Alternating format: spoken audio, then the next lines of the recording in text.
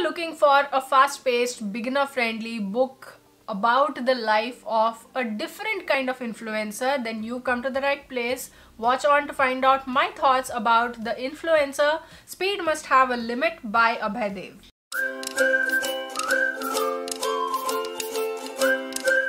Hello people, this is Sonali, the Melodramatic Bookworm. If you've been here before, welcome back, and if you're new to my channel, welcome to the Melodramatic Bookworm family. In today's video, I will be reviewing the book The Influencer, Speed Must Have a Limit by Abhaidev. Abhaidev is the pseudonym or the pen name of Mayank Chandna, who is an investment banker turned writer, and this is his second novel. This is a thriller with a very intriguing plotline. As you will see, I will explain what it is about, and yeah, without any further ado, let's dive right into this book review and let me share with you my thoughts about The Influencer, Speed Must Have a Limit by Abhaidev.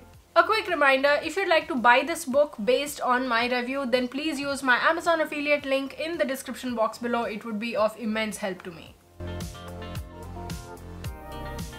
The Influencer, Speed Must Have a Limit is the story of Aditya Gupta, who is one of the Prime Minister's secretaries and who helps the Prime Minister run the country of Seneca smoothly. But this is just a front, because behind the scenes Aditya is actually an influencer in the real sense of the word, because he is someone who has the power to influence other people's willpowers and to get his way done in the most direst and the most trickiest of situations. This is good for him because on the outside he is working for the government and he's a legitimate government employee drawing a government salary, but on the inside, behind the scenes, he's actually working for a private organization controlling all the influencers in the world called World Influencer Society, WIS, and the government is a client of the WIS, and Aditya is working as an influencer for the government. That's how he helps the Prime Minister run the country smoothly. But things sort of turn on their head when Aditya starts making videos for his unborn child, telling them the truth about the institution that he works for, about WIS, and how he wants them to have a choice in the life that they are living. I mean, his unborn child, I mean. But what happens is, of course, very unexpected thing. His wife discovers these videos and she receives such a huge shock to find out what Aditya has spoken about in these videos, because she has no idea until then that Aditya is an influencer or of the impact that his untold secrets are about to have on their lives. She had no idea that he was holding these secrets all along. And now that his wife knows about him being an influencer, WIS is now hot on his trail, because their policy says that no non-influencer can know anything about the world of influencers and about their organization as a whole, because they have a front to the world about what they operate as. And now that this has happened, the cat is now out of the bag. They want his head. The question that remains is, what will Aditya do? What steps will he take to save himself and his family from the organization that he has worked so long and so diligently for, and that is now baying for his blood? Will he be able to escape the assassins that WIS is sending his way, or will he fall into their clutches again? What will he do and what steps will he take to save himself and his family forms the entire story. There are a lot of things that I liked about this book, and that's what's making me eager as well for the author's other works. The first thing that I loved about this book is its fast pace. It's like you can fly through it like this.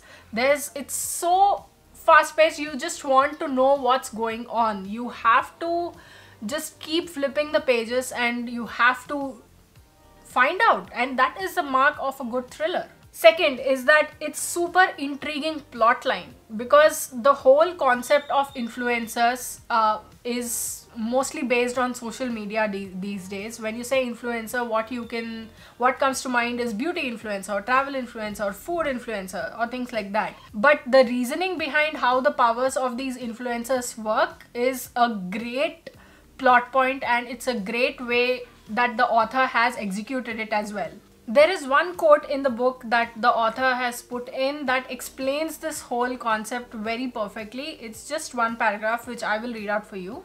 If you think that we influencers can control people, you are wrong. We can't make them do whatever we want. We are not the mind controllers you see in paranormal movies, books and comics. What we can actually do is weaken one's stand about something. Next up is the good writing. Connecting plot points together in a manner that makes the story flow is an art unto itself, and the author has done that pretty well. And I love that the story flowed so well in a way that I did not get bored at any point in time. I just wanted to keep flipping the pages and I wanted to know what was going on, and that is the mark of a good writer and a good thriller. Next up is the easy to read and beginner friendly language. There's no fanciful language, there's no difficult words in there that you will stop to think about what it actually means.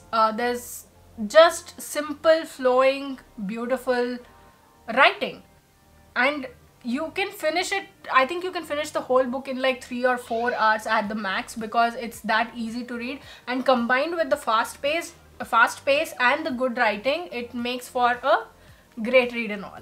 There are some very interesting moral conundrums and food for thought placed in strategic places over here. Like sometimes you just think that you needed to know that, but you didn't know you needed to know that in that particular place. So it's very interesting to see, and then it keeps you on the edge of your seat, and it's a great thing for a thriller with such high stakes, because it will keep you wanting to know more about the story, and it will keep you invested in the fate of the main character and what is going to happen to him.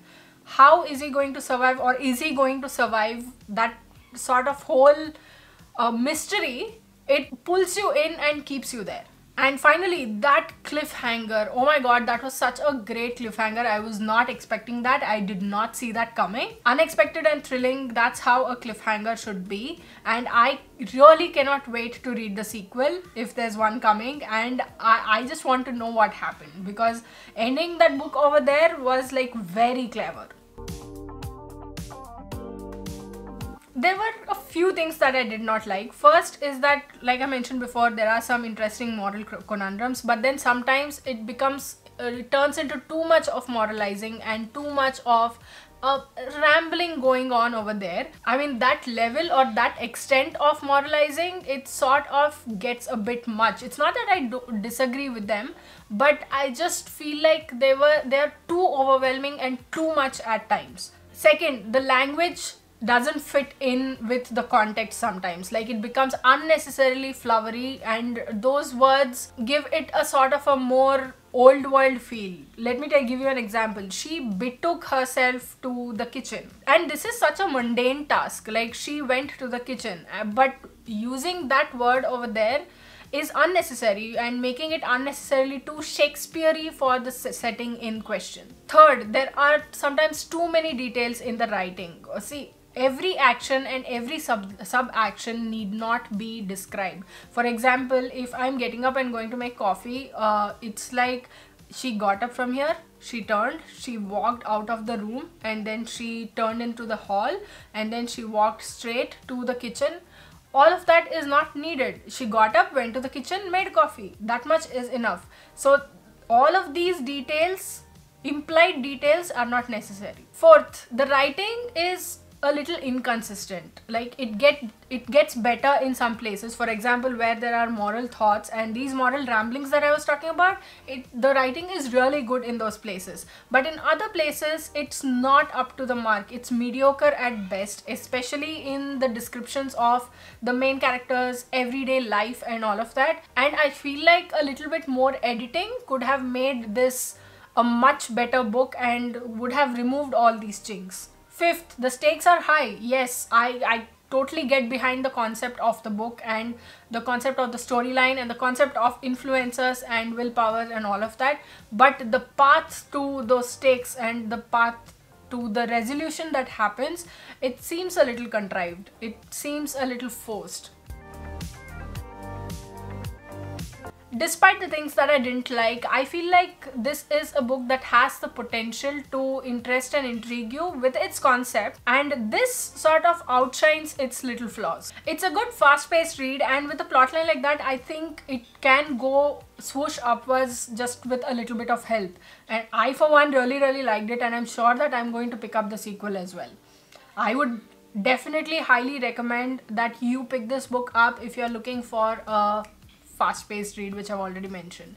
I gave The Influencer Speed Must Have a Limit 3.5 out of 5 stars. So that was my review of the book The Influencer Speed Must Have Its Limits by Abhaidev. What did you think of this video? Did you like it? Did you not like it? Are you interested in this book and the concept of this book and how influencers are seen in this book's universe? Would you like to go ahead and add this book to your TBR, to your wish list, or are you going to buy it? If you're going to buy it, then don't forget to use my Amazon affiliate link in the description box below. It would be of immense help to me. And also let me know in the comments below what you think of this video and of this book, and if you're going to pick this book. I'd love to hear from you. If you like this video, please like it and share it to spread the word. And if you like my content and would like to see more from me, don't forget to hit subscribe and click on the bell icon beside the subscribe button to get notified as and when I post new videos. Thanks for watching. I'll see you in the next video. Until next time, keep reading, keep watching, and add melodrama to your life.